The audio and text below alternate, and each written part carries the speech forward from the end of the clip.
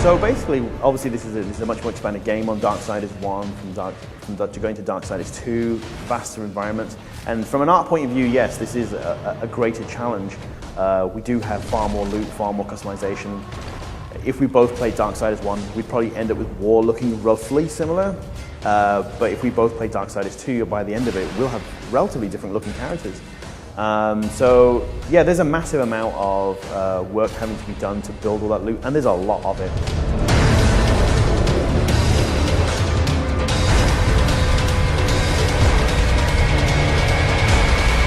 You know, we're a smaller studio than most of the giants, you know, because we're ambitious. We're kind of like the little barking dog who wants to get attention. So we've had to, I think maybe the studio art director coined the phrase, we've had to become the 300. So each one of us had to really bring to bear our skills and you know, do a lot more than what we normally would have done, let's say in a much more massive studio. But obviously everybody's passionate about the game, so you know, that also helps. So I think, you know, it's quite an achievement actually. You know, the story takes place during the 100 years of War's imprisonment in the first game that he references.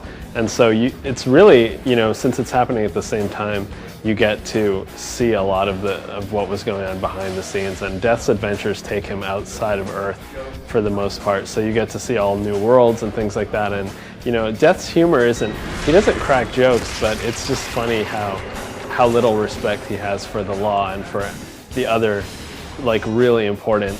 He'll be in the kingdom of the dead and just mouthing off to, like, you know, the Lord of Bones or whatever. And it's just funny because he doesn't tell jokes necessarily. He's just very disrespectful. You offer so little.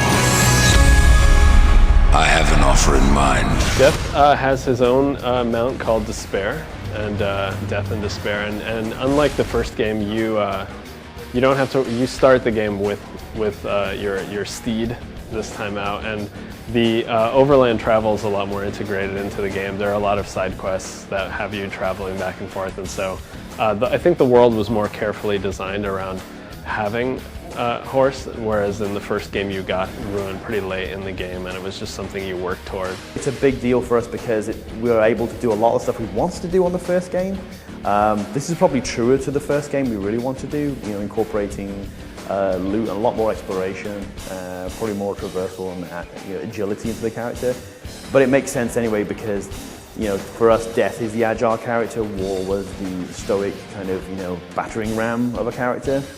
The sheer number of weaponry comes in the variety within the class. You know, like you saw one of the claws, but there's dozens, if not hundreds, of just claws alone.